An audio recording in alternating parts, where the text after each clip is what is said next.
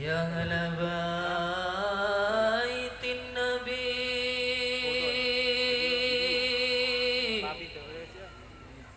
يا أهل الصفا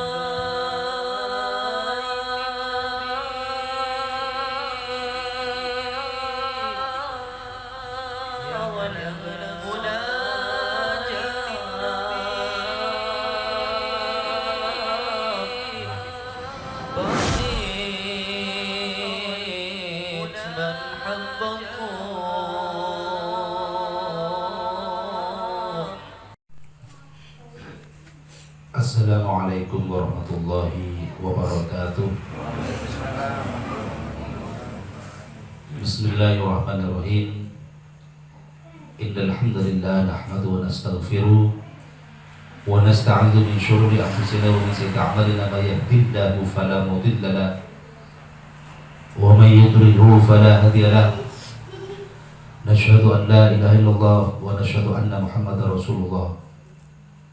Allahumma inna nas'aluka bismikal azamil maknun an tusalli ala sayyidina Muhammadin khairil bariyah salatan an tu'miru jasadana bit ta'ah wa qulubana bil mahabbah wa arwahana bil ma'rifah wa asrarana bis syahadah wa ala al-wasuli wa sallim adada kama yaliku bi kamalihi bi rahmatika ya arhamar rahimin. Amma ba'd.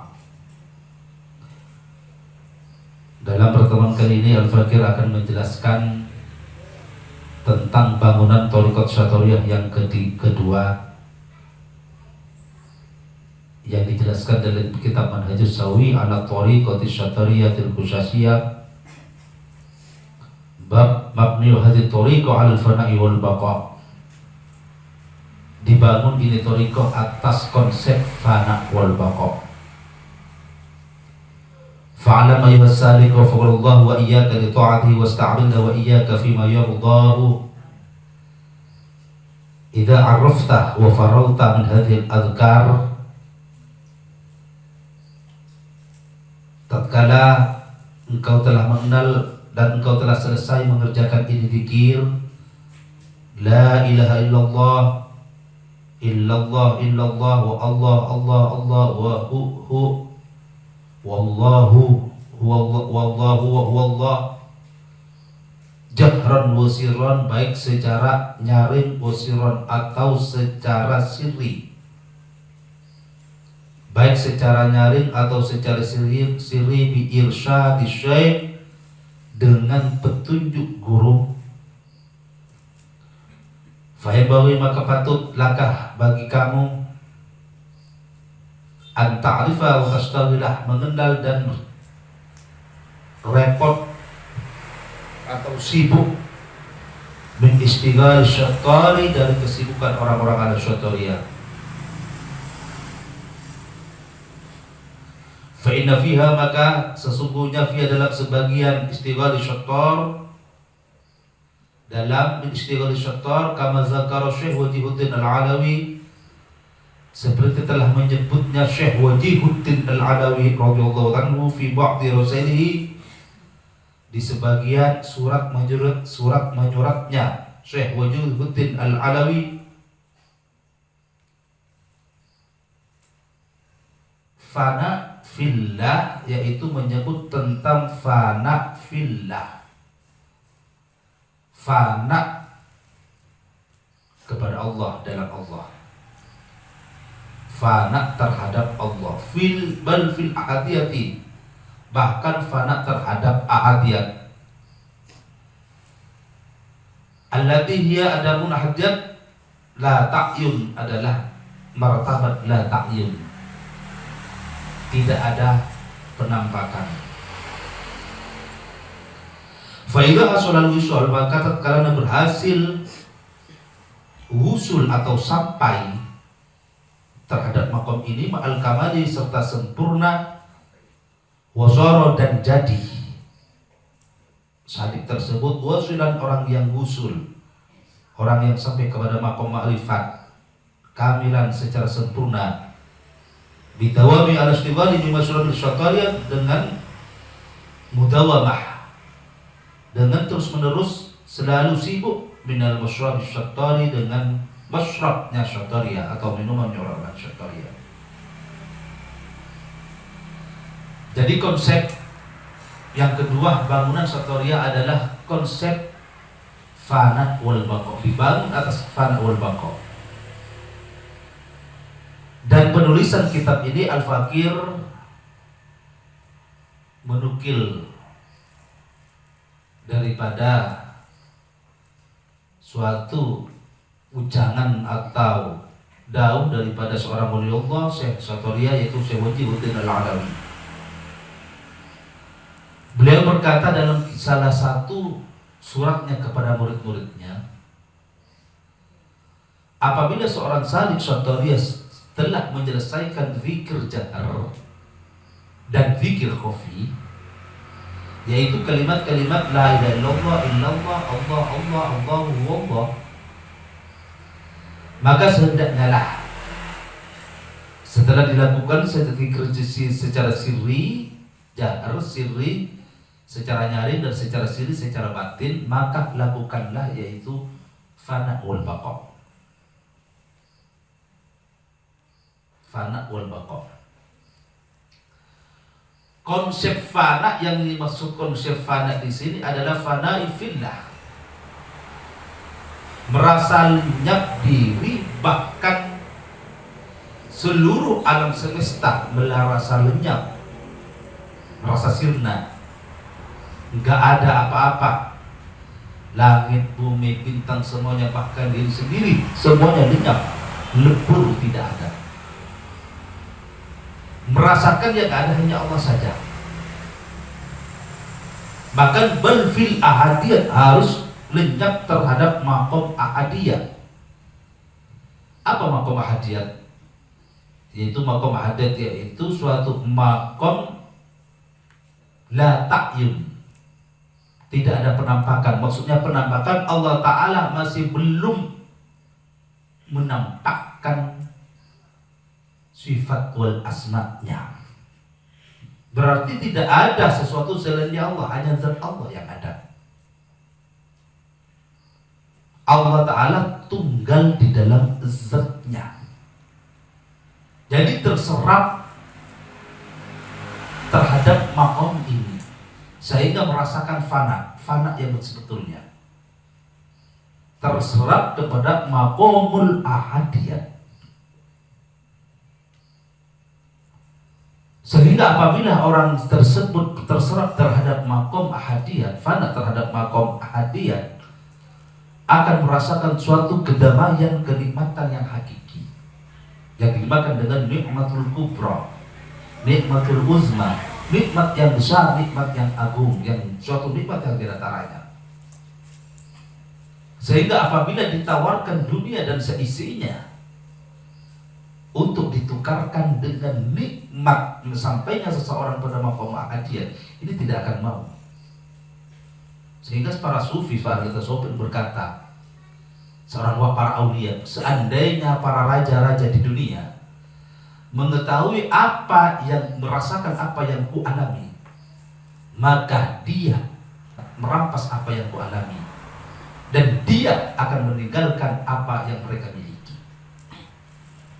Ini yang dinamakan dengan kenikmatan, suatu kenikmatan yang luar biasa, di mana usulnya seseorang terhadap maqamul ahadiyat. Sehingga diceritakan menurut orang-orang Akmaliyah, suatu saat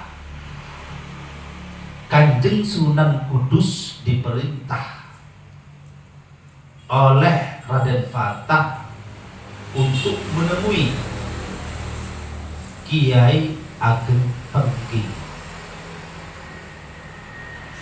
Karena Raden Fatah merupakan suatu putra daripada Brawijaya yang bungsu, sedangkan Ki Ageng Pengking atau yang bernama Pangeran Handayani ini merupakan putra Brawijaya dengan istrinya yang lain, yang lebih tua daripada Raden Fatah. Karena Kiai Pengging, jadi seorang adipati di Pengging, Ki Ageng Pengging. Ini seorang adipati di Pengging lama tidak menghadap kepada sultan di Demak. Bahkan menurut cerita lama tidak keluar dari kamarnya. Asyik maksud luar biasa kepada Allah. Sehingga Sunan Kudus dengan beberapa prajurit Demak pergi ke Pengging. Tetapi sebelum sampai di Pengging, di tengah hutan, Sunan Kudus menyuruh para prajurit Demak untuk tinggal di hutan. Biar Sunan Kudus sendiri yang akan menghadap kepada Pangeran Handayani atau Ki Ageng Pengging. Beliau seorang ulama, seorang anggota Wali Songo. Sunan Kudus menghadap kepada Kiai Pengging. Waktu itu pas di tengah suraunya Kiai Pengging membuat suatu tempat khusus untuk khalwat. Dilihatnya di dalam itu bersinar yang luar biasa yang menyilaukan mata. Sehingga setelah mengucapkan salam Sunan Kudus, beliau sowan terhadap Ki Ageng Pengging. Diterima mereka Ageng Pengging dan merasakan Sunan Kudus aura-aura panah, aura-aura majzubin, aura-auranya orang majzub yang ditarik kepada Allah Subhanahu wa taala, aura-auranya orang yang sudah menunggal. Oleh karena itu Sunan Kudus minta untuk diujang, diminta untuk diujang bagaimana cara untuk mencapai dia. Sehingga Sunan Kudus disuruh oleh Pangeran Handayani untuk mandi terlebih dahulu. Setelah itu diujang dengan ajaran Akmaliyah, bagaimana untuk cara untuk mencapai dia dengan konsep fanaul fana. Istilah dalam istilah Jawa manunggal Gusti.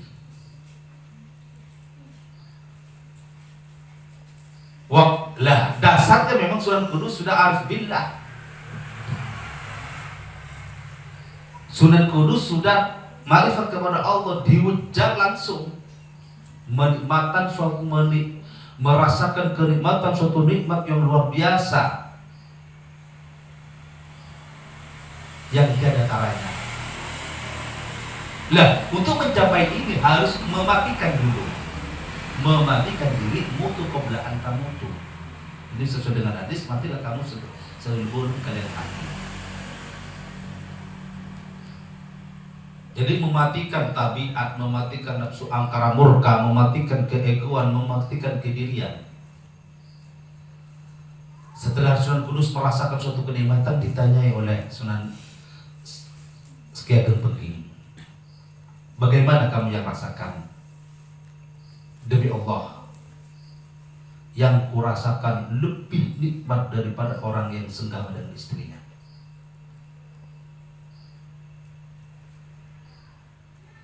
Setelah perbincangan singkat, Sunan Kudus pamit untuk pulang ke Demak.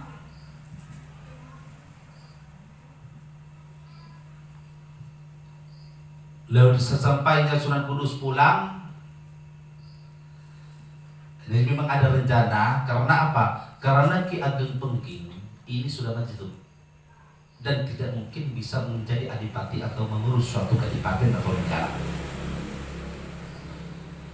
Sehingga ya, Pangeran Handayani Ki Ageng Pengging ini juga pun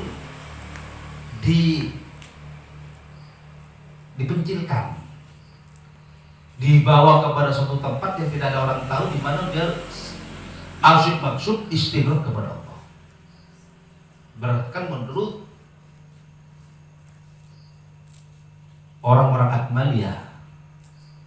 Beliau bersama dengan gurunya Syekh Abdul Jalil Al-Jawi atau Syekh Ma'abang sama-sama menjadi di suatu tempat yang dirahasiakan, yang cuma yang tahu adalah Sunan Kalijogo dan Sunan Gunung Jati. Wali Songo yang lain itu tahu. Cuman Sunan Kudus biar untuk menghilangkan jejak-jejaknya, beliau berkata kepada prajurit, sebagian prajurit di Demak, bahwa tugasnya sudah selesai. Lah ini dimaknai oleh para prajurit bahwa tugasnya setelah selesai dianggap selesai untuk mengatasi Ki Ageng Pengging. Akan tetapi setelah Raden Fatah wafat, diganti oleh menentunya Adipati Yunus dari Jepara, terus diganti oleh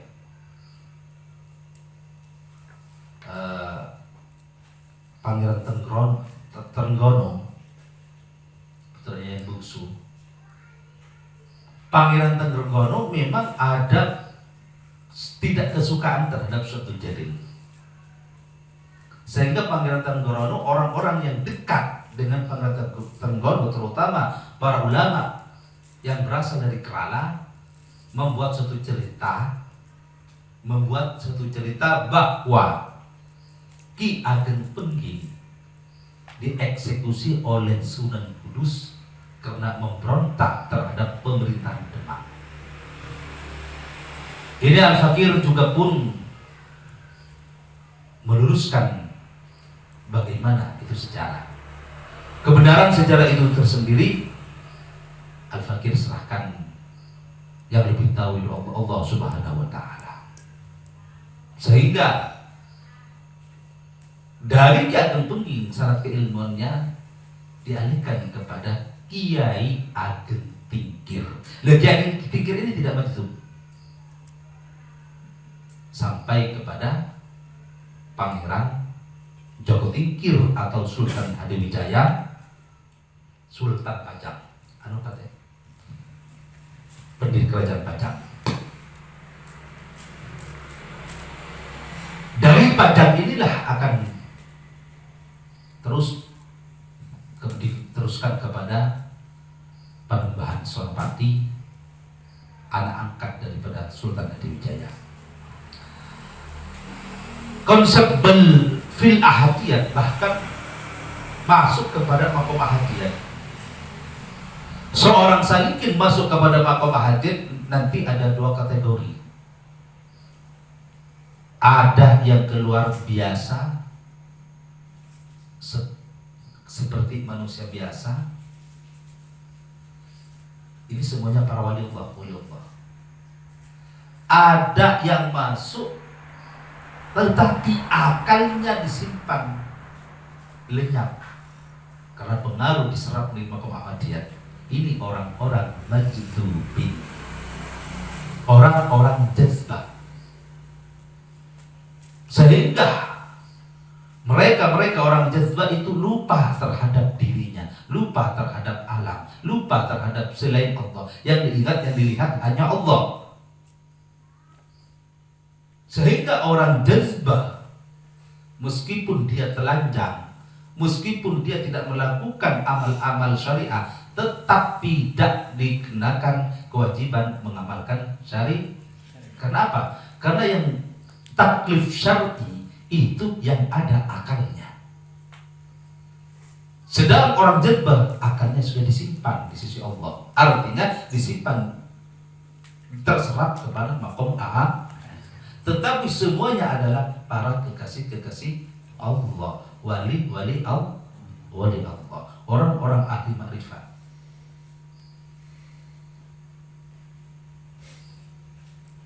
Ada yang tidak jazbah, dia sadar, dia makrifat kepada Allah, tapi juga pun dia sadar bahwa selainnya Allah ada makhluk. Dia masuk kepada makom ahadiyat tatkala waktu mereka istighraq.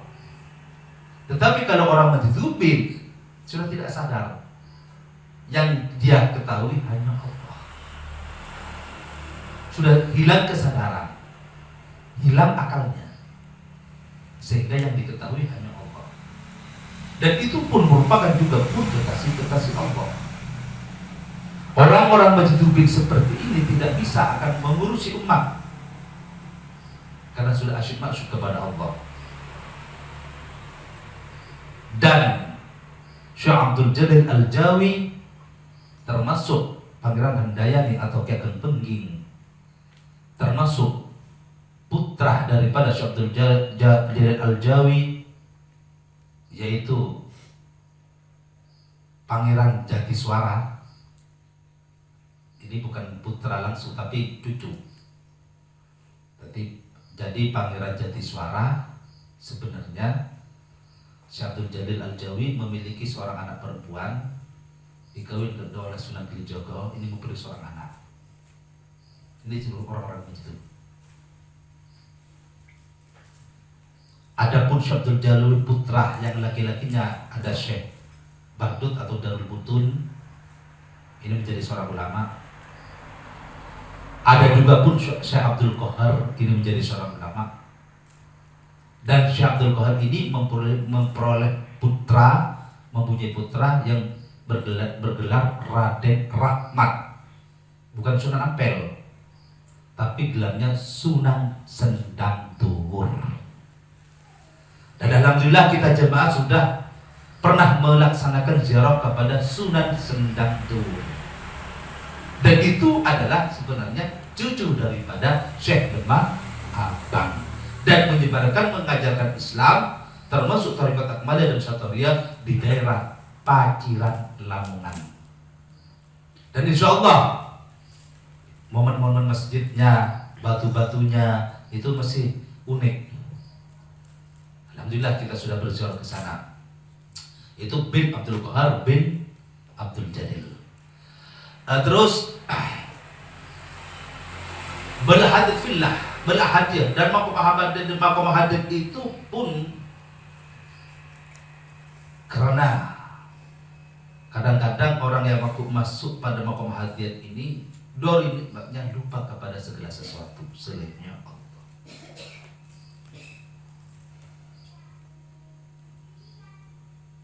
Agar tidak lupa dari segala sesuatu selainnya Allah, maka praktekkan masyrabus syathariyah, minuman syathariyah. Dan bagaimana untuk mempelajarinya, bagaimana untuk mengamalkannya, ini nanti ada petunjuk-petunjuk khusus, tidak mungkin diungkap lewat forum ini. Ada baiat-baiat khusus. Dan bagaimana masyrabus syathariyah itu lebih daripada 50 masyrab, 50 cara kaifiyat untuk meminum minuman syathariyah. Tetapi Al-Fakir di sini tidak menekankan pada jemaah untuk sampai kepada ini, cuma menekankan bagaimana menggunakan konsep fana wal baqa.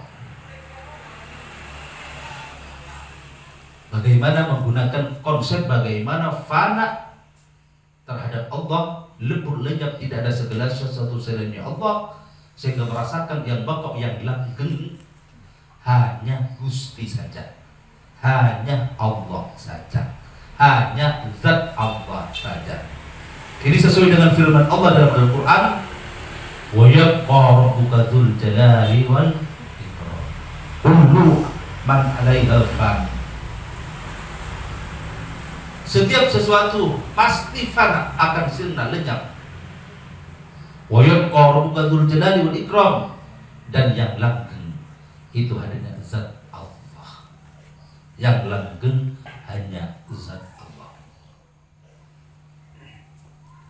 Semoga kita sekalian bisa merasakan konsep, karena ini merupakan bagian daripada ilmu dzauqiyah, bagian daripada ilmu rasa. Bukan hanya sembarangan rasa, tapi rasa yang sejati, rasa yang sejati. Daripada konsep Thariqat Syathariyah, bangunan Syathariyah yang kedua adalah konsep fana wal baqa. Semoga kita semua tercerahkan oleh Allah Subhanahu wa taala. Berbeda konsep Satoriya dengan faham kebatinan. Di dalam untuk mencapai fana kita harus menghancurkan keegoan kita, memfanakan keakuan kita, memfanakan keserakahan kita, nafsu kita. Tetapi kalau dalam ajaran kebatinan adalah mengukuhkan keakuan. Yang penting itu mengaku-ngaku dan pada akhirnya mengaku Tuhan. Ini pun tidak jauh beda dengan Fir'aun yang memproklamirkan dirinya ana rabbukumul a'la. Sehingga mereka tanpa melewati mujahadah, tanpa melewati riyadhah, tanpa melewati berbagai macam bentuk pesulukan, tanpa melewati berbagai bentuk ibadah yang istiqamah secara zahir atau secara batin, asalkan mengukuhkan keegoannya, mengakukan keakuannya, mengaku-ngaku dirinya Tuhan, inilah suatu kesesatan. Jadi ada bedanya perbedaan antara paham Satoriya dan paham kebatinan. Semoga bermanfaat. Kurang lebihnya al-fakir mohon maaf. Wabillahi taufiq wal hidayah wal inayah. Wa min Rasulillah sallallahu alaihi wasallam syafa'atul wal barakah.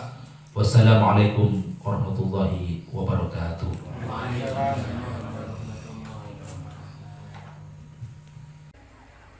Ya ahla baitin nabi,